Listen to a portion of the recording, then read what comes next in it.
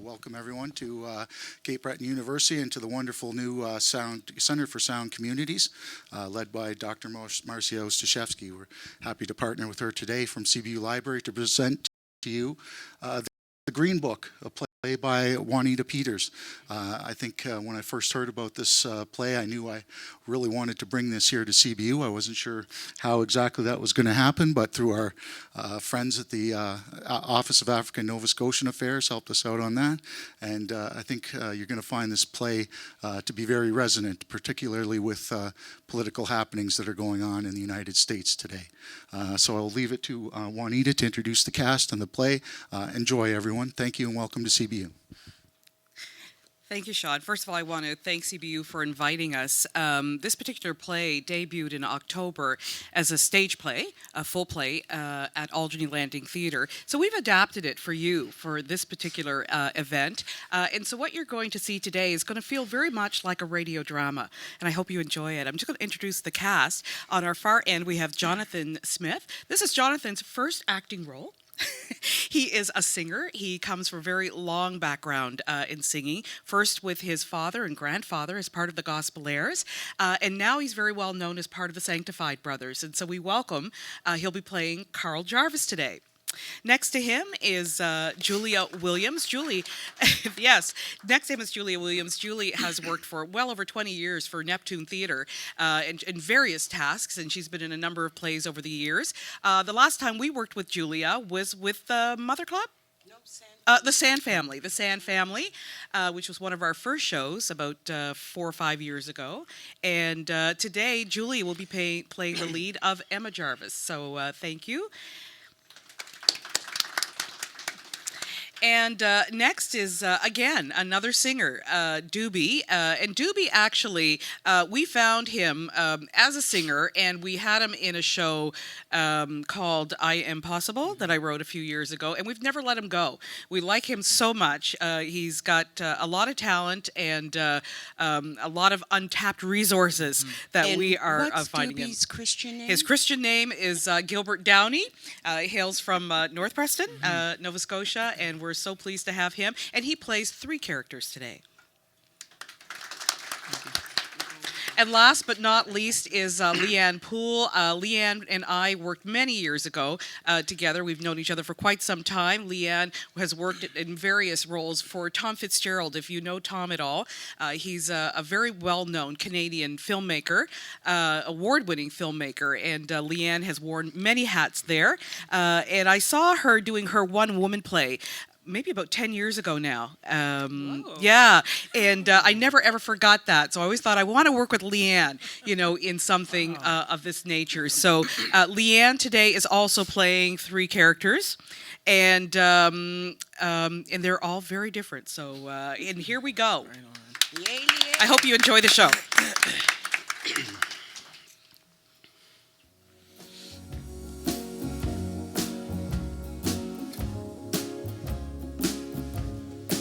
Carl Jarvis is a colored man just hitting 50, and he feels lucky, like most of us who have made it this far. He's outside his country home in Nova Scotia's beautiful Annapolis Valley, shining up his prized 1950s Chevy. Like always, he's wearing slacks, a long-sleeve white shirt rolled up to the elbows. There's a hat and a suit jacket sitting in the driver's seat, always ready to go. That's right. I take good care of you, Bessie, because you take good care of me. That's right. You're just like family, old Bessie. I know you think that's funny, don't you? A man having so much love for a car. Well, this ain't just any old car, let me tell you. Maybe because it was given with love it was, and it was given with more than anyone could imagine. You're probably wondering how a man like me got a car like this, ain't you? That's okay. Be honest now. It's the best way. Old man Hankinson from Hankinson's Garage called me over one day. I was going for my mail at the post office. He says, "Carl, I know how much you love this car. Always helped me take good care of it. And well, he had another and decided I had the expertise to keep old Betsy going longer than he did. So he just outright gave her to me. That's right. Imagine that. Then my wife saw me driving in our yard with this car. Well, I thought she was going to lose her mind. She gets a little overexcited at times, if you know what I mean. She wants to know everything. Why me? Why this car? Why not his son? I said, woman, the man gave me the car because he loved it, and he knew I would keep it going so he could see it driving by from time to time. I didn't tell her how I would help him out at the garage. I'd help him with this and that over the years. No charge, of course. I just like seeing motors and figuring out how they work. I guess he appreciated that. Sometimes, you know, to keep a woman safe from themselves, you can't tell them everything. I used old Betsy as a taxi around Weymouth and Digby and down around Yarmouth. I used her for a long time. She's seen a lot and done a lot for me and quite a few others. She's seen me happy and she's seen me at my worst, at my very worst. And she's even saved my life once. Yes, she did. The very fact that I'm standing here today, I have to thank old Betsy. Well, Betsy and the contents of this glove compartment here. That's right. The old Negro Motorist Green Book. You don't have one? Well, if you look like me and you plan on hitting the road, you'd better get one. Especially if you're heading down south for anything. Don't let people fool you into thinking there's no need for it here in Canada either. Let me tell you, we've had a few problems of our own too. Yes, the Green Book is as essential as the road map itself.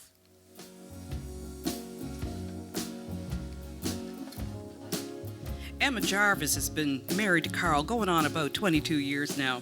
She's in her kitchen and it smells like a whole lot of goodness. You'll see all kinds of baked goods on the table right now. She's wearing a big apron that's hung around her neck and tied at the waist with purpose. She's mixing something in a bowl and humming one of her favorite tunes.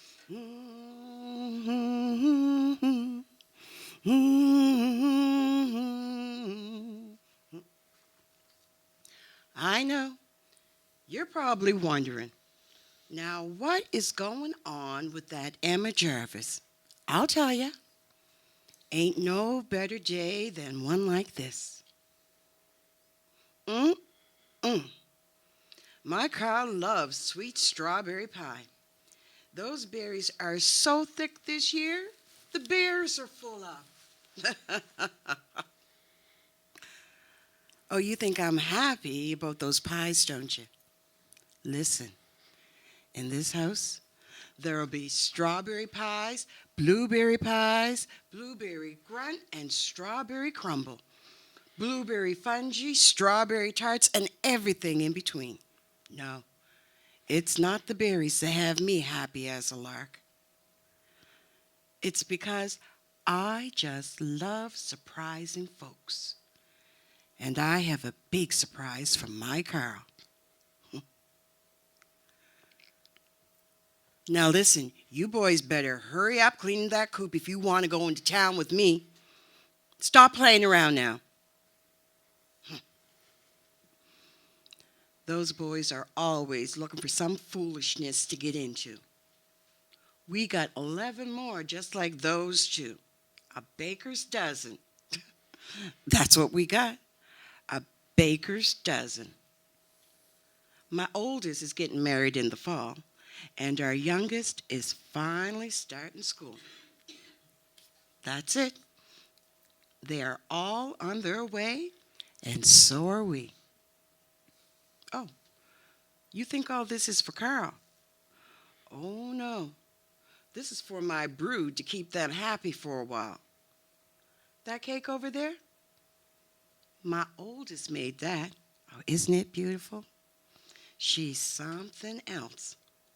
That husband of hers is going to be mighty happy and mighty big in no time at all. He needs a little something something on his bones, if you know what I mean. As for Carl, well, I've noticed he's not himself lately. Yeah, something on his mind heavy like. Planning a trip to go see his sister in L.A. Hasn't seen her in over 30 years. And she's all he's got left of his family. So I am going to make sure he has everything he needs and then some. He never likes being away too long. I know that. But this time it's different. If I know anything about that man, it's when he's struggling hard. In the mind, I mean. When I met that man, he was full of piss and vinegar. Handsome and strong. Oh, that man would scare the tail off of an ox if he had to. But he ain't like that. Carl Jarvis is the man everyone calls on when in trouble. He thinks I don't know that, but I do. After being with someone all these years, there ain't a whole lot you wouldn't know about them. And if you lived in a small town like Weymouth, honey, look out. Everyone knows everyone and more of their business than they need to know. When Carl first came here, he didn't know what to make of that. But that's all right. It's all right. It's all right to have a good time. It's all right. Yes, it's all right. Say it's all right. It's all right. Say it's all right. It's all right. It's all right. Have a good time. 'Cause it's all right. Whoa, it's all right. We're gonna move it slow. Thank you. Tiffany Tanner is about 36 years old. She's married to Frank and has about 3 children. Number, please. And they're all doing great. She's been working at the phone company since she was probably in high school. And guess what? She knows everybody and everybody's business. One moment, please. Operator, may I help you? Yes, that number is 4024. I'll connect you. You're welcome, Miss Hudson. Operator, hello, Mr. Brooks. Yes, that line's busy now. Would you like to try it later? All right, now. You tell Mrs. Brooks that I hope she's feeling better, won't you? All right, bye now. Operator, can I help you? What's that? Someone has been on the Weymouth line all day tying up the party lines. Yeah, I see that line's busy. I'll check and see what's happening. Thank you, Mr. Potter. This the operator. Is everything all right? Hello? Mitchell Jr.? Is that you? Is that you messing with your nanny's phone? You've got everyone cut off. You hang up that line now before your nanny finds out. Hang it up, I said. Kids. That's why you don't let kids near phones. Who knows what sort of trouble that'll get up to. Operator. Well, hello, Emma. The Stevenson line is busy. Would you like to try it later? Tell your Amy we're all pleased to hear about her upcoming wedding, now won't you? Yes, my Veronica can't talk about anything but that. Oh, Ida's line's free now. Shall I connect you? I'll connect you. Operator, you want to reach Yarmouth County? Henry Foxworth. Okay, now there may not be anyone there. That line hasn't been active in some time. I can try it now for you. There's no answer there. Can I connect you someplace else? Okay, here you go. 3:00 and no major fights with the Simpson sisters yet. The day's early, though. How those women can find so much to fight about is beyond me. They'll fight about everything from men to meat. I mean it. Last spring, the oldest sister decided it was time to kill a cow, and the middle sister called her everything but dirt for giving her what she thought was the smallest piece of that cow. My, talk about ruffling feathers. Yesterday, the youngest sister got into it with her neighbor because the chicken kept crossing the road onto their property. I thought they'd start a world war. Operator. Yes, I'll connect you. Operator. I sure can. Operator. Hello, Mr. Fitzpatrick. Oh, Mr. Fitzpatrick. I'll connect you. Glad to hear you're feeling better. Operator. Oh, hello, Miss Simpson. Yes, I'll connect you to your sister now. Okay, thank goodness it's quitting time for me. These girls can wait for today's fireworks. I think I deserve an ice cream soda.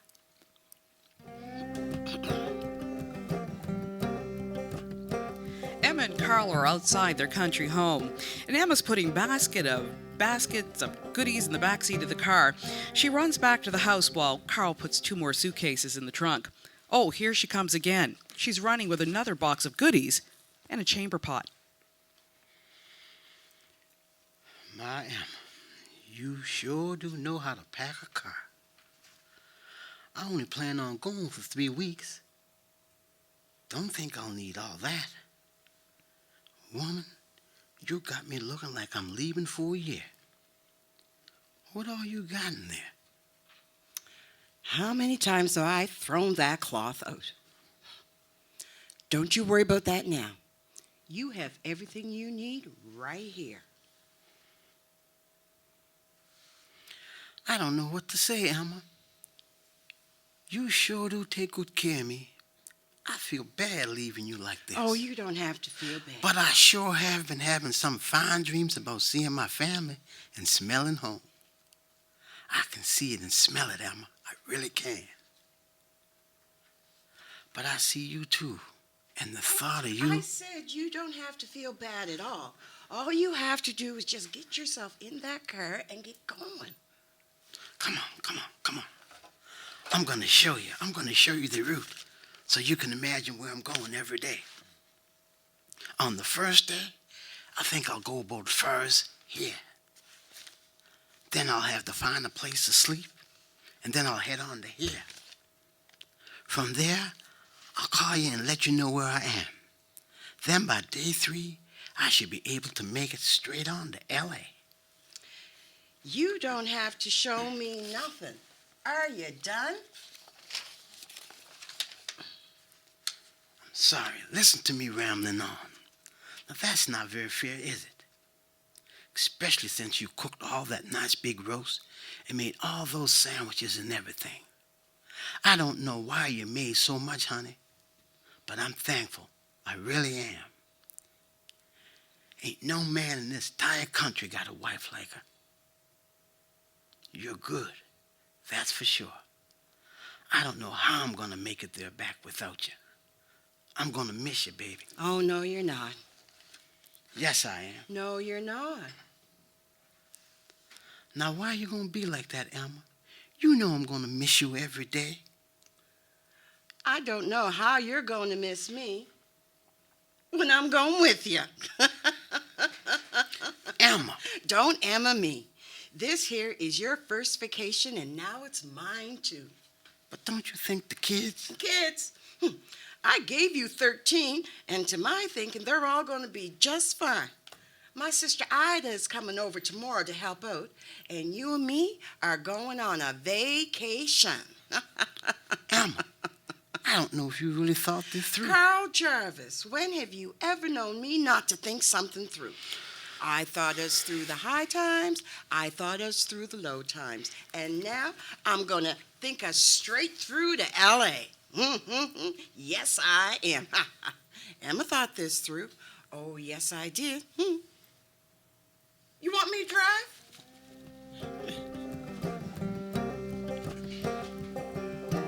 Emma and Carl have been driving all day, and now a good part of the night. They've taken advantage of those perfectly crafted sandwiches and they've been made with Emma's homemade bread and a few other things along the way. And you know what? It's kind of nice to have this alone time together.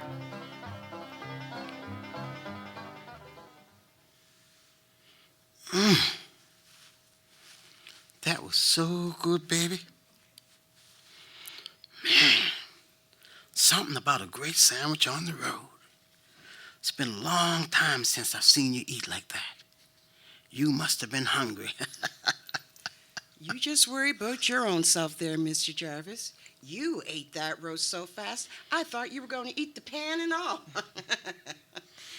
Oh, you always did appreciate a good meal, Carl. Yeah, you always did. Yeah, right about now, I could use something hot to drink. Keep me awake. It's getting pretty dark out. You want something, Elma? I don't know where we're at. We still got a long ways to go. There's a diner up ahead. There you go. I'll go see what I can get and we'll get back on the road.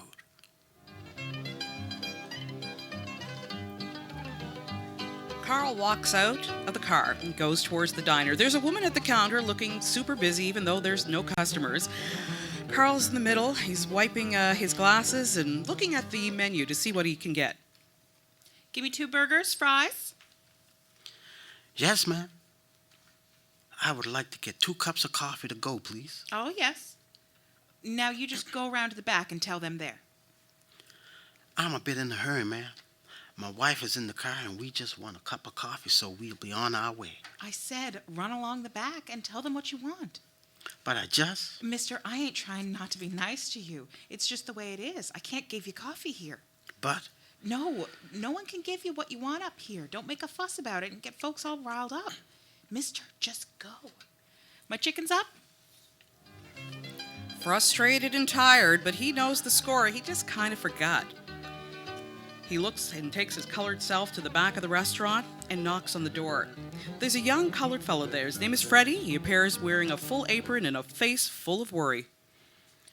What you want? I just want 2 cups of coffee.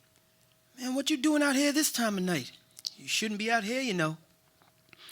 Me and my wife is headed to L.A., and we just needed some coffee to keep us going. Well, you're gonna get more than coffees if you don't get moving fast, mister. This right here is a sundown town. You best get moving before them hoods come out. Where you from? Nova Scotia, Canada, headed to L.A. Well, you better hurry up. You ain't in Nova Scotia no more. And hey, you're way off. You might want to get a map. You'll want to go back and look for Route 66. That'll get you back on the right track to L.A. Check your green book next time, okay? Carl rushes back to the car where Emma is looking at the map again. He hands her a cup of coffee, and at the same time she twists her neck and puts her head out the window, like colored women do, to see who he was talking to. What'd he say? He says there's a shortcut to get to L.A. on Route 66. We're gonna go back and find it. Okay, you're the driver. Oh, this coffee's going to do me good. We'll be in Chicago by morning, right? That's right, baby. Chicago by morning. Look out, Chicago. Emma Jarvis is on the way.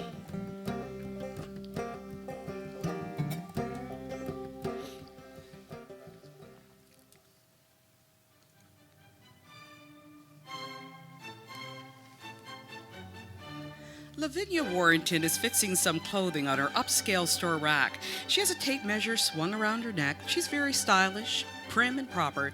She looks up from the rack as the store bell rings, letting her know there's a new or familiar client entering.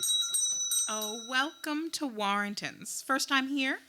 Oh, well, let me just tell you, you won't find anything like this at Marshall Fields. I'll let you take a look around, and if something catches your eye, just let me know. We can make anything look like it was made just for you. That's right. The fitting rooms are around back. Now go have some fun. Well, I know she'll find something just exquisite. I usually give them about 5 minutes on their own before I make some suggestions. You don't want them going home and finding out that they made the wrong choice. Then they'll never come back. No, at Warrington's, all of our customers come back again and again. You see? It's the compliments they get. Who doesn't like compliments? And that way, they always come back, of course. My name's Lavinia Warrington. I inherited this store from my father, who inherited it from my grandfather, Winston Warrington's. Yes, Warrington's has a proud tradition of making people look their very best for 3 generations. And it has been quite the pleasure, I must say, watching people come in as they do and then go out looking like $1 million. Well, it's almost like you're a miracle worker sometimes. Don't get me wrong. I understand that not everyone could possibly know the art of making people look marvelous and making happy people. That's what we do at Warrington's.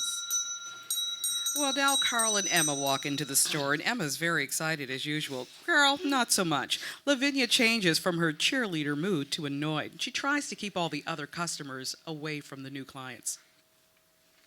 I must say, that is an excellent choice. You must be an expert shopper. I know you'll enjoy it. Come back again, won't you? Carl, you are so good to me. You know I couldn't pass through Chicago without seeing this shop. I read about shops like this in that magazine at Dr. Smith's. My. If I'm going to LA, I got to look good.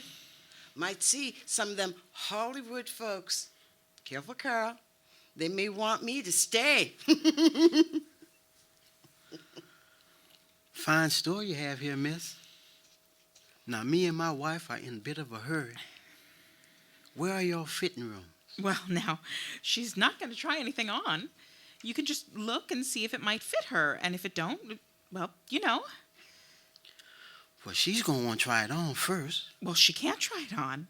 You can just put it up in front of her and see if it fits. Well, I know my wife, and she ain't going to be too happy with that. Well, I don't know your wife, but I do know my customers, and they are not going to be buying anything that a colored girl already had on. If you want to make your wife happy, just hold it up to her. Just hold it. Emma, she says you can try that on back there, but they just cleaned it out and it was full of cockroaches. But it's cleaner now. Cockroaches? Oh, no, I can't, Carl. Oh, come on in. No, come on in. We've got some new additions over there. Yes, I'll be right with you. I can't, Yeah. Carl. Oh, no, lovely. know I'll be right I with you. would. Thank you. I would try for you, but cockroaches? No. We have to go somewhere else. I'm sorry, miss, but I can't be dressing with no cockroaches.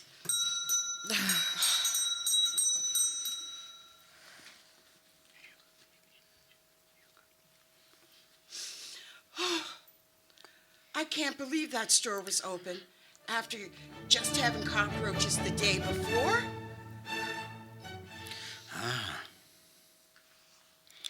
You can't tell them everything.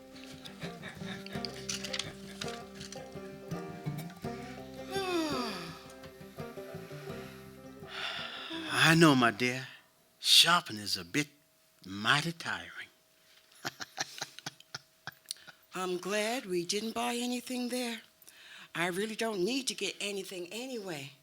LA will just have to take me just as I am. Besides, we're having our gift right now. This here vacation. And we still have Amy and Percy's wedding to look forward to. How you feeling, old man? Your oldest daughter is getting married, and before you know it, we'll be grandparents. He's a fine young man, that Percy. As good as they come, I'd say. They're a bit young. They are as old as we were when we first met. 18 and ready. Remember that, Carl? That's what you said to me. 18 and ready. You sure were ready, all right. Not a penny to your name and not a job in sight. You were something. But Carl, you always did exactly what you said you were going to do. Is that right, baby? You said you were going to get a job, and you did. Look at you split. You said you were going to get us a house, and you did. My father asked me if I wanted to be with you for the rest of my life. And I said, yes, I do. I said, Daddy, I know you always wanted what's best for me. And I know you don't think Carl is the one because he doesn't have anything. But he is the one. My daddy said, I agree. He said, that young man has hurt. That's a whole lot better than money or anything else. He got hurt. He'll make sure you're always taken care of. And you know what else he said? He said you would always want to do what's right. And there you were, with all that heart and big dreams. Yeah, baby.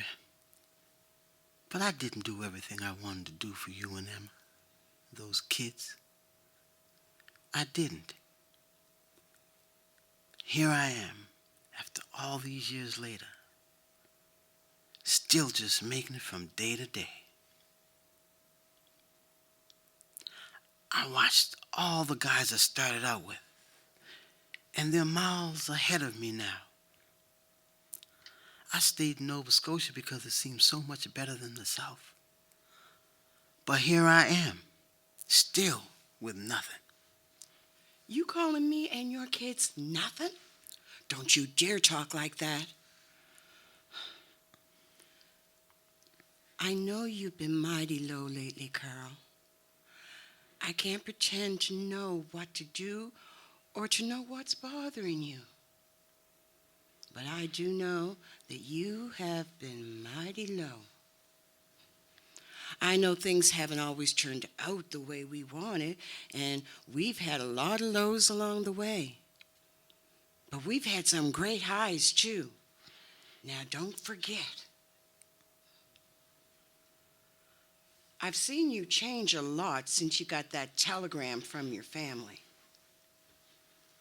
Oh, don't think I didn't notice. I suspect the way you're feeling has something to do with not having seen your family in so long, and I've been feeling a lot of guilt about that.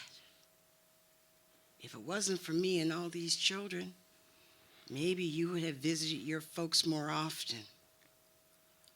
I feel ashamed and guilty for having kept you from them all these years.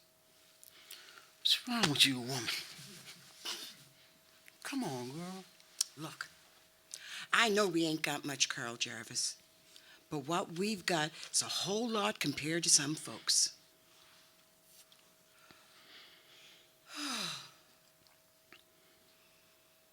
That big back seat looks like it got my name on it. Pull over. I'm going to have a little nap. And by the time I wake up, you'll have adjusted yourself, Carl Jarvis.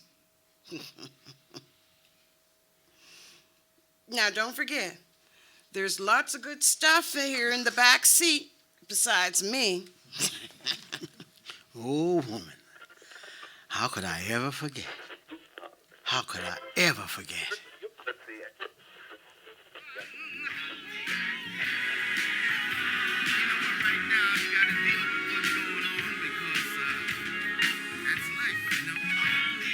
Carl is driving. It seems like it's been a very long night, and the weather hasn't helped one little bit. Emma's getting a long and apparently enjoyable sleep in the back seat, so he starts looking for another radio station to listen to.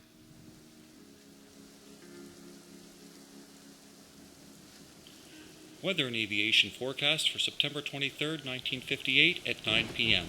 Ceilings below 1,000 feet, visibility below 3 miles. improving by late morning to ceilings above 1,000 feet and visibility above 3 miles with showers or thunder showers. Ceilings improving to above 3,000 feet and visibility unrestricted by late afternoon with showers ending. Wind southerly 15 miles per hour, becoming northerly and occasionally gusty. The next forecast at 10 p.m. Dream, dream, dream, dream, dream. Dream, dream, dream when I want you. That's my Emma. Knows all about that lately. Yes, sir. She has been out cold for an hour and some. She's right about one thing. I'm a lucky man. Got a healthy brood of kids and a strong woman. Not to mention this car here. That's right. Cut that wood, baby. That's all right. You keep cutting that wood. He pats his brow with the cloth and wipes the sleepiness from his eyes.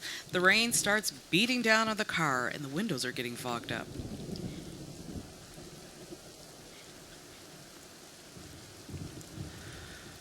Not quite halfway there, but we're making good time, old Betsy, in spite of the weather. Yes, sir. He reaches beside himself on the seat, and there's a map, some papers, and some wax paper that once contained a bunch of sandwiches in it. He feels around, and there's just the crumbled, empty wax paper. Started out with half a roast, whole cake, and 4 sandwiches. And of course, a whole chicken. That Emma don't miss a thing. He clears the inside window with his hand, and then he picks up the handkerchief again and clears the window. And then there's something on the road.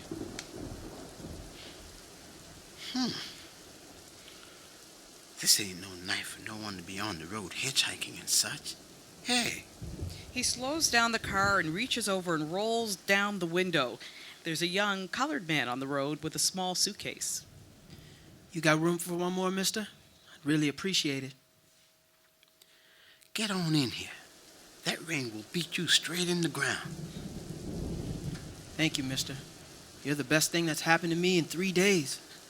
I think the rain shrunk this suit by 2 sizes already. Where you headed? Anywhere. You okay? Yeah, I'll be all right. Tell me, son, where you from? Originally, I'm from Philly. My mama, she sent me up these ways to see my aunt. I was hoping I could get some work. Nice looking, strong fella like you couldn't find anything? Never got a chance to look. You came all this way and didn't even look? Didn't get a chance. My mom's sister took one look at me when I got up here and rushed me around the back door and into the kitchen. She got her housekeeper to make me 3 sandwiches and sent me out the same back door. I think she's passing. Passing what? Well, her husband's white and she works at the bank, so I think she's passing. Passing her husband or the bank? Passing for white. You don't say. How's she doing that? Well, she's fair-skinned, and I guess she just hasn't told anybody she's colored. Really hope I didn't mess anything up for her. And white people think she white? Guess so. What do colored folk think? I don't know. Maybe they think she's white. Maybe they don't know, and if they do know, they ain't saying nothing. Arnold starts rummaging through his little sack on his lap, and he pulls out a napkin that has 2 sandwiches left in it. He motions for Carl to take one. You don't say.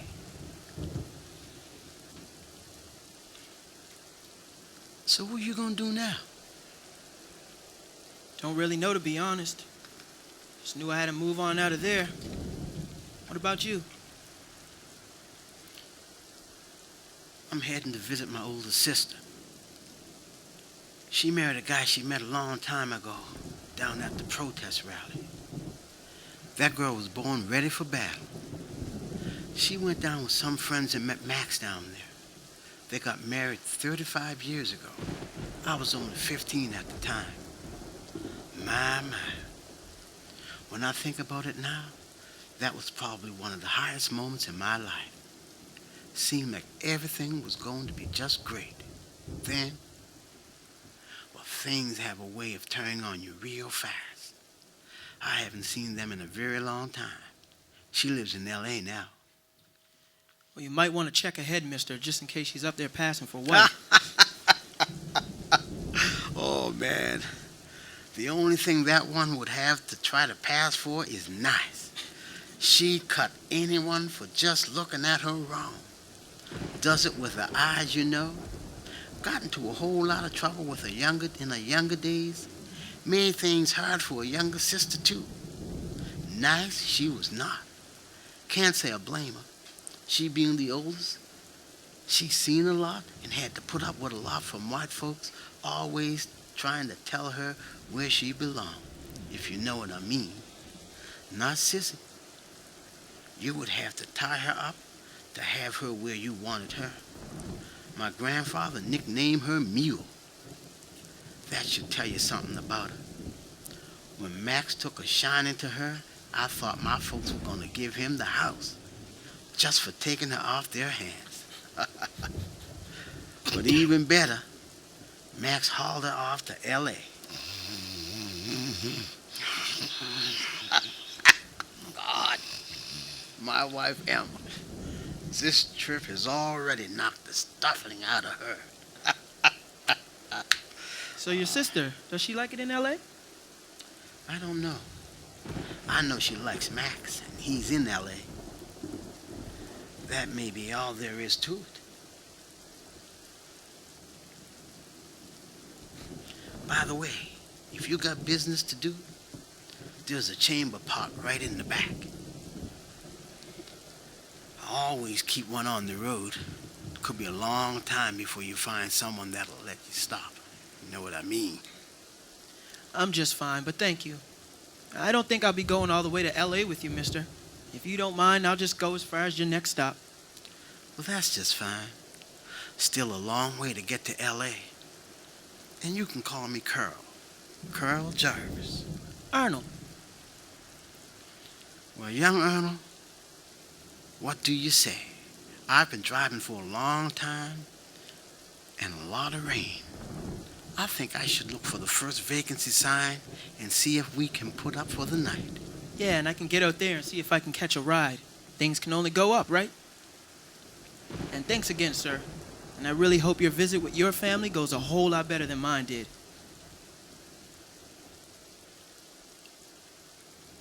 There's one. Vacancy. Clean rooms. $3 a night. Woo-wee! $3. What in the world do you get for $3?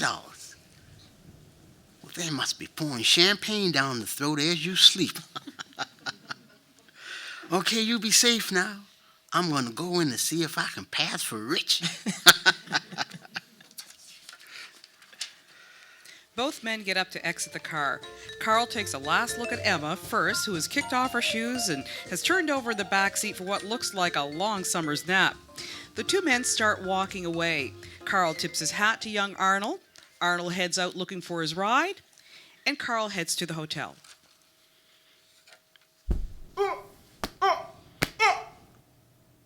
Get up. No. Over here.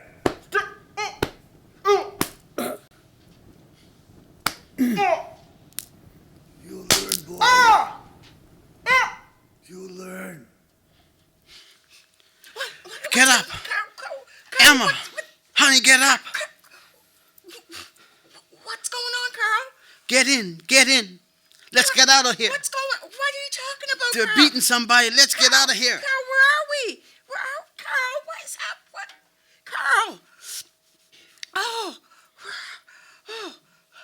Carl, where are we? What's going on? I don't know. I don't know anymore. I think we're on the wrong road again, Emma. I could hear them beating somebody. We need to get to a phone or something. I don't know where we are. Let's get some music. We need to get out of Skies here. clearing this morning and a bright sunny day ahead. You are listening to WLKY. Coming up next, news brought to you by Cheer.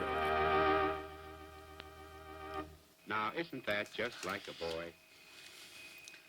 Kentucky? It's the same story. You can't make him up. I think we're a little off the track, old man.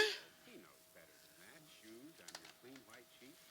Breaking news. Breaking Motorists news. are advised. Motorists are advised to use Pemberton Street northbound as Lexington and Wellington have been blocked off near the Admiral Hotel in Lexington. Not just a bluey. According to police, Blue a and citizen's better arrest was underway when the suspect pulled a gun and was eventually shot and killed with his own weapon. The dead is said to be a young colored man.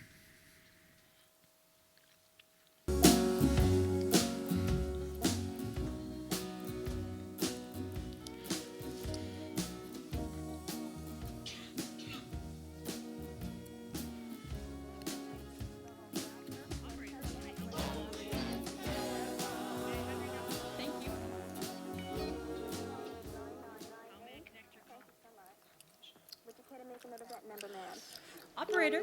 This is a long-distance operator. Yes, Where may I Rachel. direct your call? That line's been busy all day. Need to place a call? Everyone's getting ready for the harvest supper, I guess. How may I help you? Yes, my Veronica's been making pies too. I hope she's not too disappointed. They tend to taste like lead. Oh, yes, I'll see you there. Okay, bye now. Operator, here you go. Operator, good morning, Mr. Henry. Dr. Peter? Oh, yes, right away. Operator. Hi, Frank. Yeah, I'll be home before for you to take the boys hunting. Now, Frank Jr. is just getting over that cold, so you better make sure that he's got his black rubbers on. Uh-huh. Uh-huh. Yeah. Okay, Frank. Yeah, the girls can help with that. Yeah, tell the boys to make sure it's all cleaned out first. I'll see you when you get home. Okay, gotta go. Operator. Okay, I'll connect you. Operator. Good morning, Louise. Okay. Oh. No, I didn't know. Yeah. Yeah, I'll see you at the harvest supper this weekend. Bye now. Operator. Yes, I can get you through to Kentucky. You're welcome. Operator. Yes, I'll connect you. Operator. Can you speak a little louder? Is that Keller or Teller? Okay. Thank you. I'll connect you. Operator. Is that you, Carl Jarvis? Oh, yes. They are all fine over there. Are you heading back today? Is it real warm there? Oh, I imagine. Oh, okay. Yeah, they'll be excited. Yes, I'll connect you to Ida.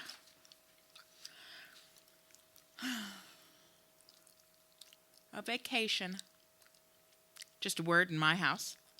I wonder what L.A. is like with all those movie stars. Emma Jarvis would be down there rubbing elbows with Marlon Brando and Marilyn Monroe. I can't imagine anyone more deserving. I met Emma when I was about 5 years old. My mother had just come home from the TB hospital. She'd been there a long time. I didn't really remember what she looked like till she got there. I think I was only 2 when she went to hospital. Can't say I even knew what a mother was supposed to do, to be honest. Emma and her mom would come 3 times a week, and her mama would rub this stuff on my mom's chest. Me and Emma would sit in the kitchen. At first, we would just look at each other. I'd never really known a colored person before, not like that. She was always singing. I'd say, Emma, why do you sing so much? And she says, it was because it made her happy. Her mama sang too, all the time. I'd hear her in there singing while she was rubbing that goop on my mama. I could never sound like them. Emma said, anyone can sing well, you just have to keep doing it. Every day she'd sing. This little light of mine, I'm gonna let it shine. This little light of mine, I'm gonna let it shine. This little light of mine, I'm gonna let it shine, let it shine, let it shine, let it shine. I practiced for 2 days. I couldn't wait for Emma to hear me. Then my daddy caught me trying to sing that song that Emma had taught me. He hit me so hard that my lips smashed into my teeth and I bled forever. I thought he was going to be really mad at himself right away, but he wasn't. He said, "Don't you let me catch you trying to sing like those colored people." I never sang again. Operator? Okay, I'll connect you. Operator? Yeah, you're welcome. Yes, okay. Operator, may I help you? Okay, here you go. Emma and her mama came over the next day after my daddy slapped me. They never said a word. Emma went into the room with my mama and hers, and then she came back out, and she took me by the hand, and she led me outside over to the spruce trees. She picked something off the tree, and she placed it on my face. The burning just disappeared. Then we sat underneath that tree, and she put her little arm around me, and she sang. We never talked about it.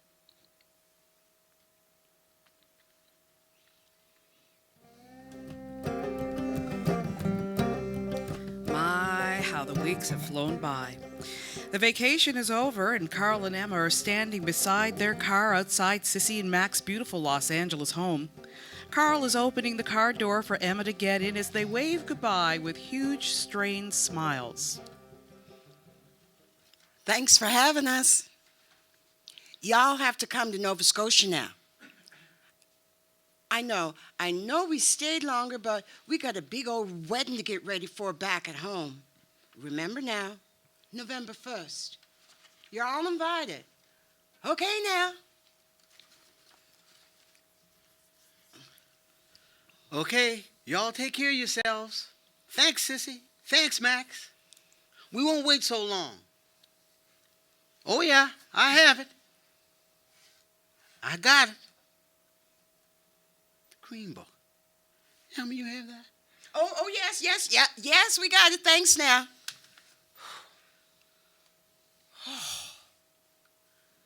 I ain't never been in a house with no kids. No kids at all.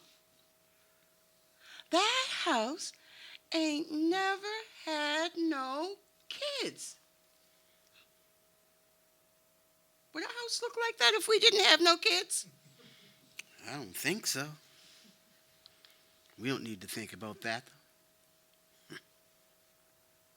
We got too many kids, woman. I know. You want to give some back? I must say, for the first day or two, it was like heaven. Then it felt like a dead house. That's right, I said it, a dead house. Seems a little selfish to me, if you ask.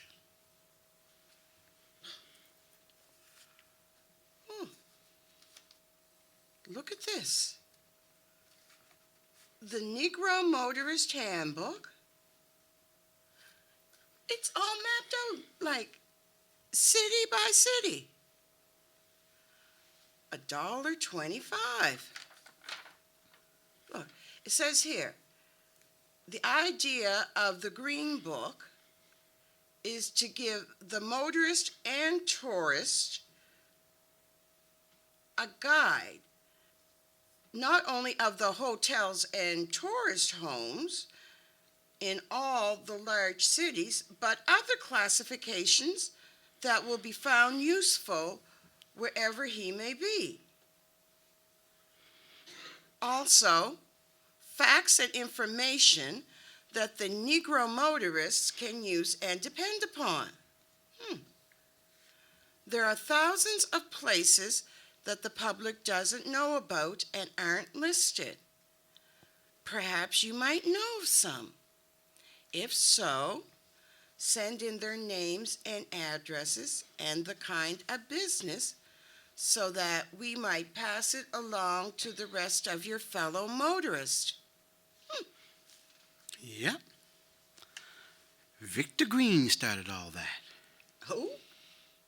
Victor Green. Sissy says he's a mailman in New York. I guess he publishes it every year. Max said to colored folks, it's just as important as the Bible. Does it say where you can get gas around here?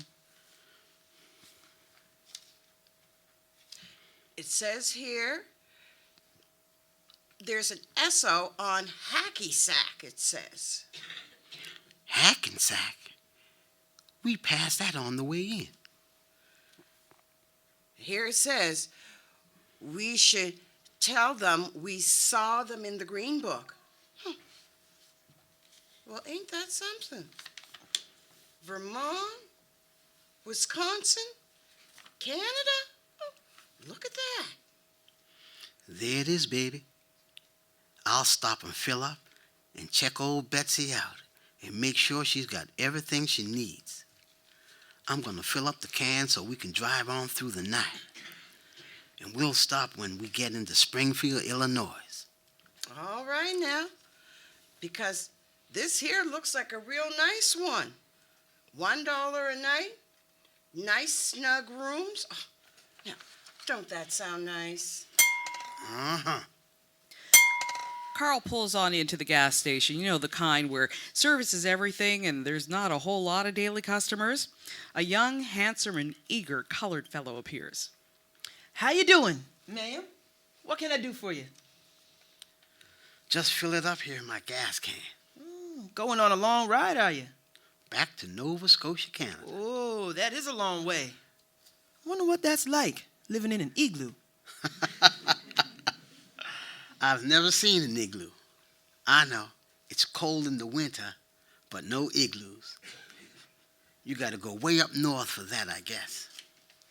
I see your missus got the Green Book. Oh, yeah. I'm supposed to tell you we found it in the Green Book. Well, that one there looks a few years old. Let me give you this year's. You see, sometimes places go out of business, and there's a whole lot of new businesses in this one. Take you two straight on into cold Canada. Victor Green is a smart man, brave too. Putting that book together and putting his name out there like that, I don't know if I'd be so brave. But that's how I found me this here job. I figured if they didn't mind selling me some gas, then they wouldn't mind hiring me, and sure enough. Well, that makes a lot of sense. You do have bears up there in Canada, though, right? You ever shot a bear? Oh, yeah. We got bears. I ain't never shot no bear. Ain't no bear ever bothered me. All right, well, there you go. That'll be $2.70. And nice meeting you two, and have a safe trip.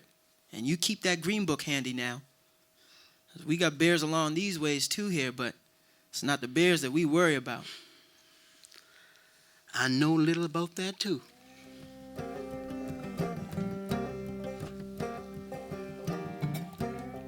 Another night has fallen, and Em and Carl have put a whole lot of miles between themselves and Los Angeles. Carl is just enjoying this calm, quiet ride, and Emma's ever-familiar soothing hums.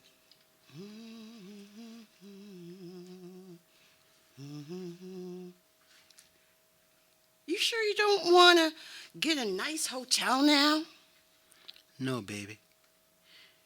You have a nap back there if you're tired. We'll put up tomorrow night. I must say, I haven't seen you so relaxed ever. Not even from time I first met you. I'd say seeing your sister was good for your whole soul. You even look different. Do I? How do I look? Like a man ready to live. Is that right, baby? Oh, yes, that is right. Your body is straighter. You're not fidgety. You're not having to have something to do every second. Oh, I'm just saying that it's all good. I'm glad for you. After all these years, I thought I was making you crazy.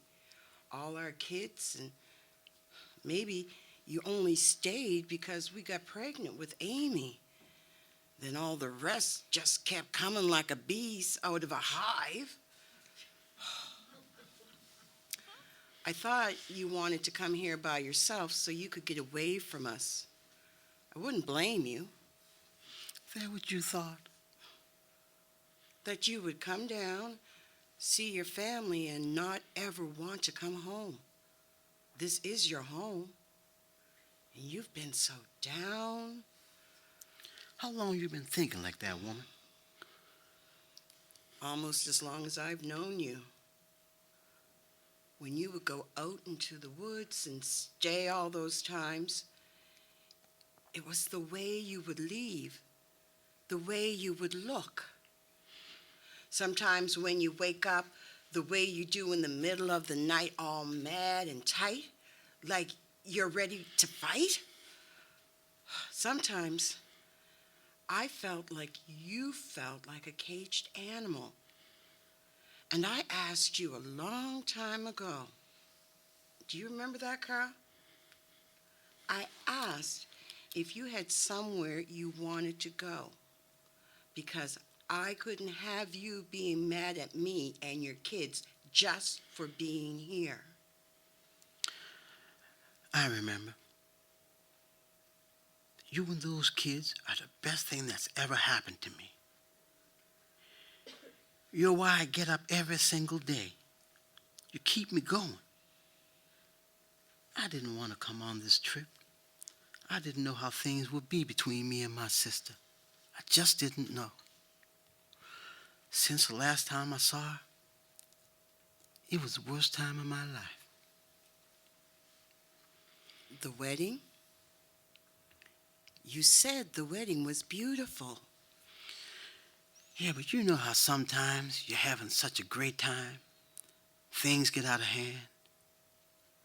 Well, I'm the reason my sister and I have no other family. You mean the family accident you told me about? No accident. It was no accident. After the wedding, we were all joking around about my sister and Max. Love? You know how the boys do it. Well, I told my other brother that this girl, she was a white girl, she really liked him. My brothers pitched in. We all knew her. Nice girl. He saw her a week later and asked her out thinking we were telling him the truth. I guess she told her daddy. And he and his friends cornered my mom and my dad and my brothers coming from church. Baby, they slaughtered them. Right in the streets. No one helped or said anything. Where were you? Home making Sunday dinner. That's how I would get out of going to church. My mother thought I was great. Her son home, making Sunday dinner. She'd even brag to her friends about it.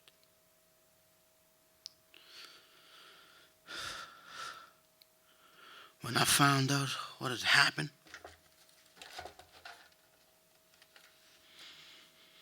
I cleaned my mother's kitchen from top to bottom with this old cloth here. And then I ran. Didn't know where I was running to. But I wound up in Portland, Maine, and worked my way back on the boat to Nova Scotia. But I can't say I ever stopped running in my mind.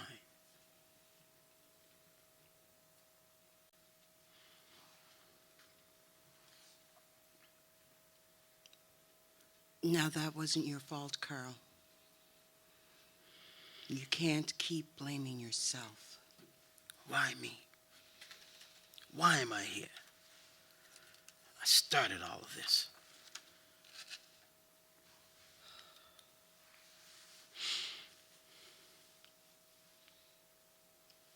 I don't know. But I do know that you're a good man. And this world can't lose another good man right now. We need you, Carl.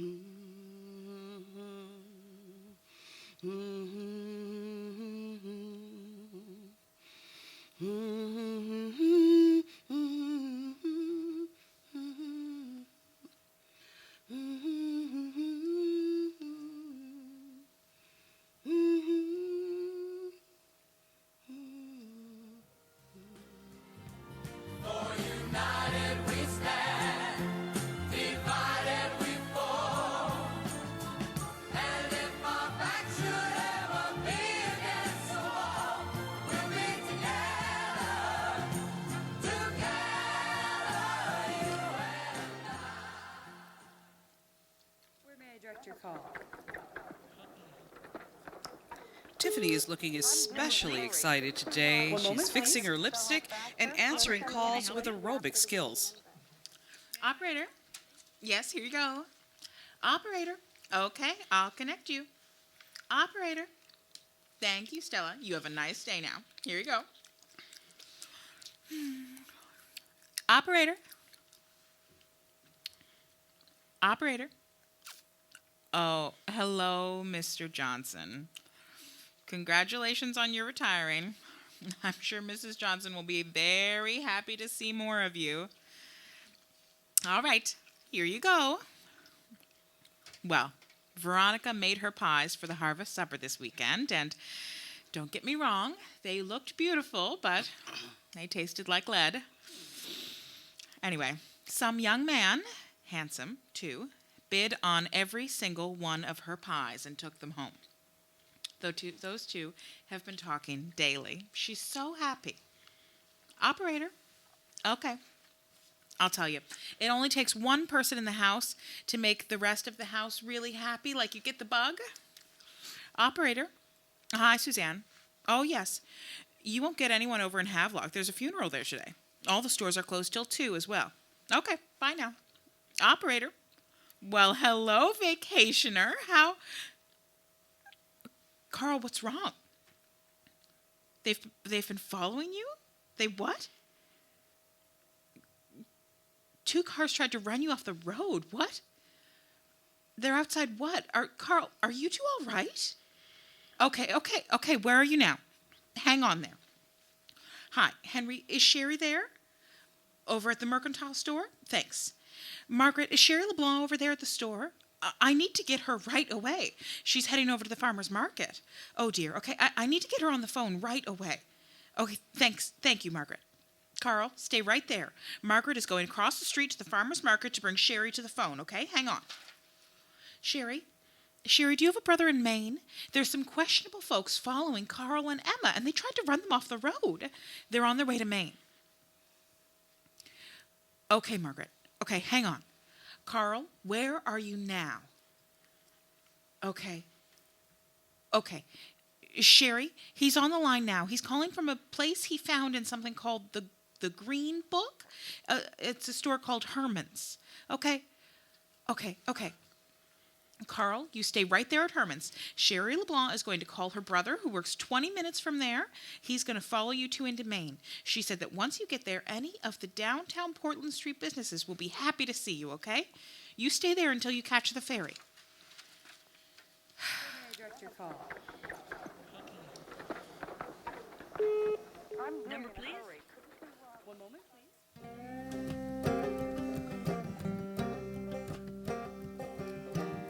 Well, the Jarvises have arrived home, standing in their country yard and seeing it with new eyes and a new sense of smell. It's clean, fresh, beautiful aromas tickle their noses. They start unpacking the car of baskets that were once full of food. Carl is taking the suitcases out of the car.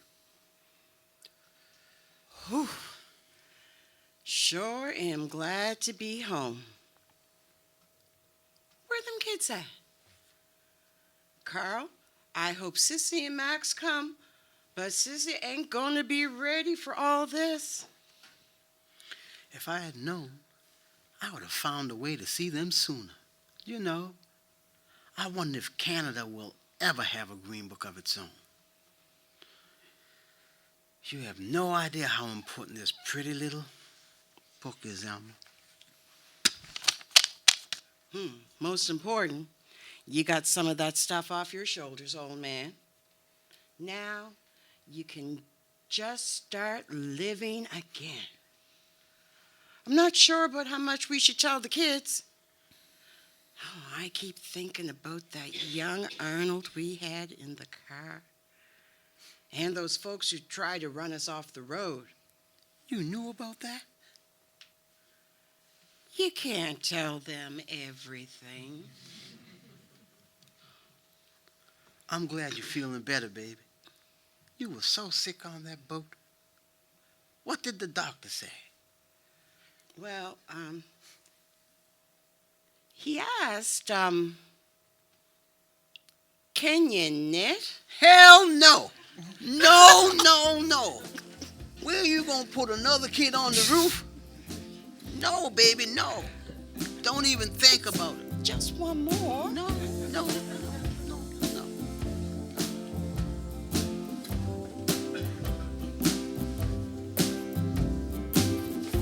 He did nothing but solidify everything that he felt about himself. When he smiled, it's like a silent cry. No good for your heart, no good for your health. Many chances buried in the ground, but you still got a chance to grow. Don't get lost in the cost of letting your feelings show. You still got a lot you need to know. Only in heaven. Only in heaven will your problems be all solved. Only in heaven. Only in heaven. The end of the world won't be no false alarm.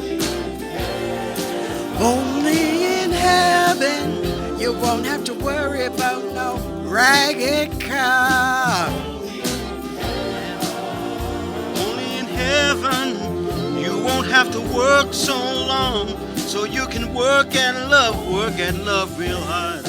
Are you feeling elderly? I'm feeling elderly myself.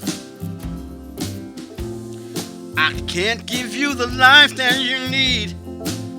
I wish I had mama to give me some help. Got my family living far away. Do you still believe in love?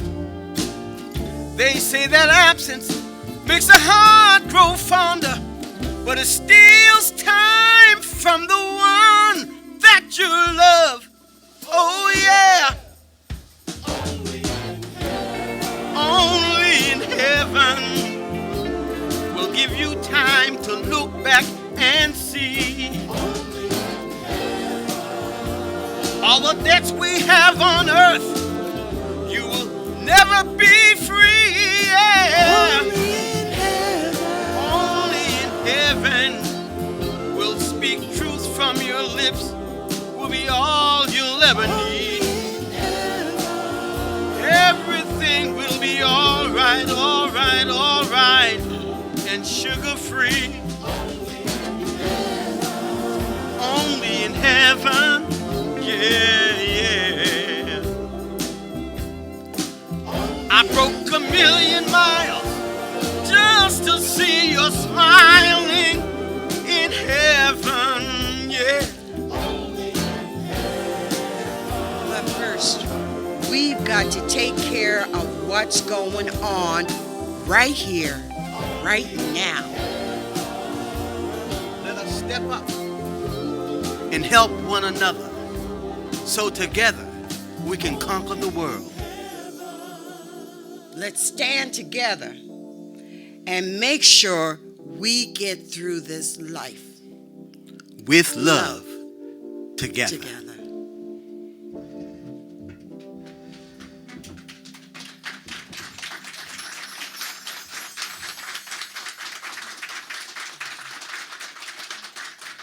Thanks. You did it. I think, Sean, do we have time to take questions from the audience, or? Yeah? So I would just invite anybody, any questions, any comments, anything? I'll tell you how this piece began.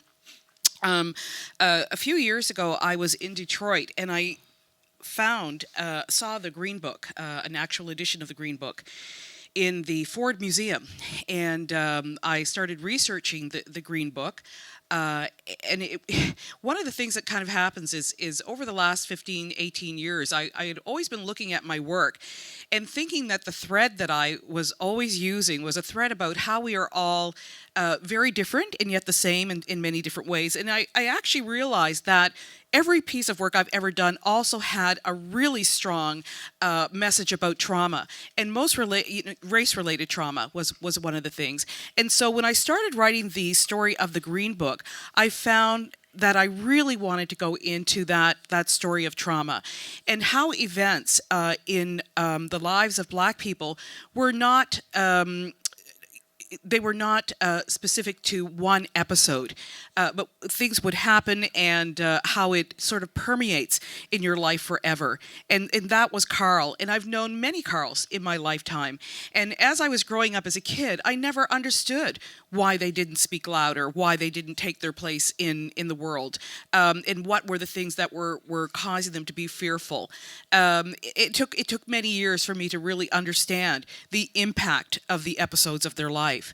And so I really wanted to sort of delve into that and research it a little bit more and talk about it in a way that people could access it from their own even limited experiences with maybe having been an outsider. So that's how it began. Yeah. And just so maybe I can ask some questions of the actors. So for Jonathan, Jonathan is an African Nova Scotian, born and raised here, 7-8 generations. What was it like for you when you first saw the show and then being in it? What were some of the things that you had to sort of wrestle with? For me, I guess some of the things, I wasn't originally a part of this show, but sitting from the perspective of the audience, it took me back to the struggles that my dad had when he was growing up, and how so often they would lose self-esteem because they wanted to provide so much for the family, but the resources weren't there. And when we look at, I look back now and I see a man, Carl, who had so many highs and lows because of what he had to go through, how he wanted to be there for his family, but he just didn't have the resources to do it. So for me, it gives me an incentive to want to do more and to want to be better. And in order for that to happen, we all have to come together. Yeah. And I think, one of the other things is, we talk a little bit about that. You hear Carl say, I thought that Nova Scotia was better than the States, and that's why I came and I stayed here. And look, here I am still with nothing. And I heard that from my grandfather, whose name was Carl Jarvis, by the way. And my grandfather left here. He was a lumberjack by trade. He worked in mills, and he was the guy who fixed everything in the mills. And he trained everybody who became the higher ups over the years. So in the 50s, he left Nova Scotia, and he moved to Toronto. And within 3 years, he became the head engineer for Canada Packers. And so what he did was he invited every one of his brothers to come to Toronto. And he said, this is really the land where they're going to, you're going to have some opportunities. And he brought them all up. They all lived in our household for, I don't know, some were 3 months, some were 3 years. I can't remember. But they would stay with us until they got a better job, and then they would move into a house of their own. But that was our life. And I remember the frustration and my grandfather being very clear about the fact that you have to keep moving. You have to keep moving until you find a place that recognizes you for what you want to do and what you have. What about you, Julia? Grew up in New Glasgow. Mm-hmm. Oh, New Glasgow growing up, the town where Viola Desmond went to the theater, and as everyone knows the story of Viola, I do believe. That's the town that I grew up in. New Glasgow was one of those towns where you didn't have the colored water fountain and the white water fountain, but you knew where you could go and where you could be served, and you knew where you could not go. You know, I tell people I grew up very fortunate because our grandparents lived next door to us, and my grandfather, I tell people, had a trucking business, but my grandfather never owned a truck. My grandfather had a trucking business of hauling garbage, coal, whatever, and he had a cart and 2 horses. And he did it his entire life growing up. I was going to school, and he was still driving around town with his cart and 2 horses, and that's how he provided. But he did provide because there's a story. I'm the youngest of 7. A little spoiled, and shush. That's my brother Marty over there. Just so you know. So But, he knows she's lying. But going back to making sure that we have everything we needed, I remember one year I was getting ready to go to the Sunday school concert, and in those days you got dressed up in your finest bib and tucker. My grandfather did not approve of the shoes that I was wearing. So he called up the owner of the shoe store called Agnes Surpass. It was after hours. He got the man to agree to go down to the store and open it up so that he could buy me a new pair of shoes. But the thing is, this shows the people who would gladly do that to serve a person, no matter if they were white, black, or grizzly gray. And also, I believe it showed strongly the reputation that my grandfather had in the town growing up all of his life. And so that's what he did. Now, addressing the fact of wanting your children to do better and do better, my father, his son, Daddy had many, many jobs in his life. Did he work the coal mine? No, he worked in the town. Yes, he worked in the town until he was able to get on with CN Railroads as a porter. And he would do the run from Halifax to Montreal. That would be his run. And that would be the thing. So he would have to leave town, be away from the family for a week, 2 weeks, or whatever at a time. But that's what he had to do in order to provide for his family. So it just showed still that the men were doing what the men had to do to provide. And in the meantime, when he was gone, while my mother was there, taking care of 7 kids, you know, it's the way it was, but you knew. And also, for us, addressing the fact of wanting children to have better than what they had, one of the things that my mother insisted on, because my mother was born and raised in Halifax, is that each and every one of her 7 children, she insisted that we all had 2 years basic musical instruction on the piano. After that, we were free to go on if we wanted to, quit if we wanted to, however. But it was something that she insisted that we all do, and it was not something normal to happen in the 60s. You might have one person in your community who has talent and was discovered, and some white person took her under their wings or him under their wings and made sure that they got the best of everything, you know. But this is something that my mother insisted on for her children, that we were going to be more than just nothing. So. And I think it's really important to say that when you are in a racist atmosphere, it doesn't just affect blacks. It affects everybody. When on the eves of the Viola Desmond pardon, I held a talk at Dalhousie University at the law school, and it was called Is Justice Ever Too Late? And I invited Wanda Robson, who is Viola's sister, the now late Rocky Jones. I invited the head of the Human Rights Commission at that time, and Les Oliver's wife. I'm sorry, she's passed away. I can't remember her name now. Sharon Oliver. So they were on a panel, and we debated the fact of whether or not we should be talking about a pardon or something else, because how do you pardon somebody who didn't do anything wrong?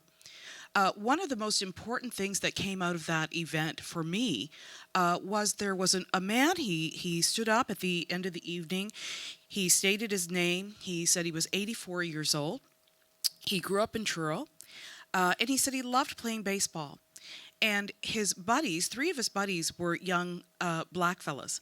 And he said, every once in a while I would have, done a little job for one of my uncles and I'd get a nickel and, that turned into a quarter. In those days, you could get at this local diner a great big plate of fries and maybe even an ice cream float for 25 cents. And so he said, I would invite my buddies to come in and have a plate of fries. And they would all say, these little black boys, no, that's okay, we're going to go home. He said, and I just thought they didn't like fries. I left Nova Scotia. I went away and worked my entire life. I came back here at the age of 69 and realized that Nova Scotia was different. He said, one day I woke up and realized my little friends didn't come into that diner because they knew they weren't allowed. And he started crying. And he said, I don't know how to get a hold of them. I wished I could tell them that I didn't know. The pain that it caused him, just thinking that his friends would think of him like that, right? And it doesn't go away. It's not something that happens in an instant and it's over. It changes how we move through the world. When tragic things like that happen. And it may seem small to some people, but a whole bunch of small things become very, very big. And so you have to, I say, have courageous conversations. You have to keep talking to each other. Be very careful what you say around your children, grandchildren, nieces, nephews, because the way that they may interpret that may change the way that they move in the world as well. Doobie, do you have anything to say? Sorry, Gilbert. I honestly, for me, I'm just like Juanita Sponge, because the times that I grew up in, I really didn't experience. I would just hear stories from my dad and my grandfather and my uncles of how they grew up, and I really didn't quite understand, like, even some of the script. Like, I can remember when I first started reading it, I was like, Juanita, what the heck is a chamber pot? And yeah, right? So I didn't really, but, like, through submerging myself into situations like this and the Green Book, like, I really got a good understanding of what we went through back then and stuff, so, yeah. And even, the worst part of it is it's not back then. It's not. It's not. I wish I could say it was, but it is still so very prevalent today. And we are not, this is the most dangerous time ever looking at what has just happened in the United States of America. And what that has done is it has given license to people who do not have well thoughts. So, I say we have to keep talking, we have to stay connected, and we have to find ways of getting the right messages out there. Leanne, how did it feel from you? I love the show. So I wasn't involved in the original production. I saw it back in October. Was it October? Yeah, I saw it back in October, and it was a pleasure to experience it from this end. I mean, when I first saw it, I thought it was really. I love the humor in it, as well as the very like serious day-to-day life, but the humor that Emma and the whole family has, and as well just like phenomenally educational. I had never heard of a thing called the Green Book, and that's sort of like not even entrepreneurial spirit isn't the right word, because it's like this person didn't do it to make money, but still that sort of spirit to say, like, this is a need, and I'm gonna start this, and I'm gonna provide this service, and I imagine it would take a lot of work every year to make this publication and send it out to people, really just to cover your costs and make sure your community is safe, and that being your community whole country wide, like strangers. And not only that, he was putting his own life Putting his name at on it, risk. yeah. by That's putting right. his name on it. And make no mistake about it, even the businesses early on who published in the Green Book were not safe as well. There was a drugstore that was bombed in 1941 for being in the Green Book. So basically, the neighbors were saying, you published in the Green Book, and so now you're attracting blacks, to be in our neighborhood. Otherwise, they wouldn't come here. So it was that kind of bravery that kept many thousands or maybe millions, who knows, motorists safe on the road. Anybody in the audience? Yeah. Pictou, Weymouth, Digby Pictou. County. Right up until Westville. the 1960s, black people were not allowed in town after 5 o'clock. So, and if you were in town after 5 o'clock, you were approached and asked why you were there, because the establishments that would have been open were not going to serve you. And so there were no signs saying you cannot be in town, but certainly you knew that. I wrote a play a few years ago called The Sand Family, and in it, and this was a very true story, where my uncle, he was a guitar player, and Hank Snow was going to be, there was an opera house in Weymouth at this time, and Hank Snow was coming, and my uncle wanted to see the show so bad, and he knew he couldn't go into the opera house, so what he did was he stood outside and played his guitar for people who were going in, just in the hopes of being able to see Hank Snow. I wish I could tell a better story about it, like Hank Snow invited him in or something like that, but that's not what happened. He just played his guitar and then he went home, and but he felt that was his way of being a part of it. So.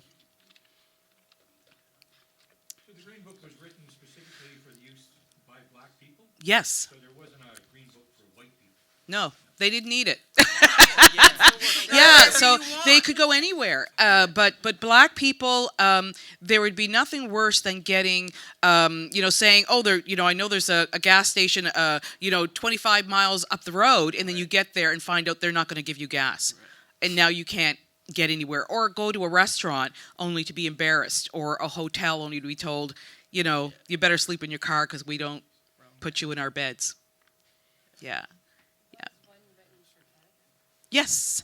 Yep. There were editions written later for Canada and Mexico, and there were several over by the late 50s, early 60s.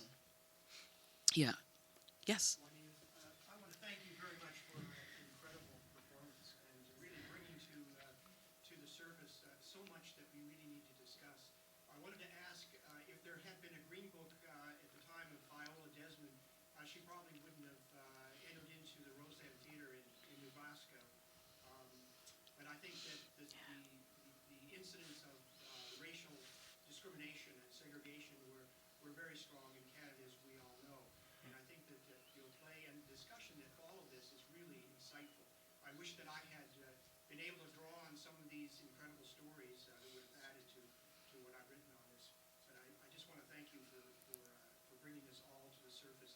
And I think that, as you say, this is trauma, and this is intergenerational. This goes back. Yes. And I think that what is going on in the States is truly disturbing. And we have to be on guard, and I think that we need to discuss this on an ongoing basis, not just for Black History Month, but really we need to do this every day. I appreciate that. Yes. Thank you. Thank you. Yeah, and it doesn't matter what conversation you're having, whether it's about race or gender or any time that you are in a situation where people want to separate us for any reason, that's a dangerous situation, because we cannot get through this life without everybody. So everybody brings something great to the table, and you all should sit down together. So anyway, on that note, if there's no other questions, I want to thank Cape Breton University for inviting us here. It's been an absolute pleasure. Thank you to the audience, and yeah. Thank you. Thank you, cast. You made me cry when you said goodbye, baby.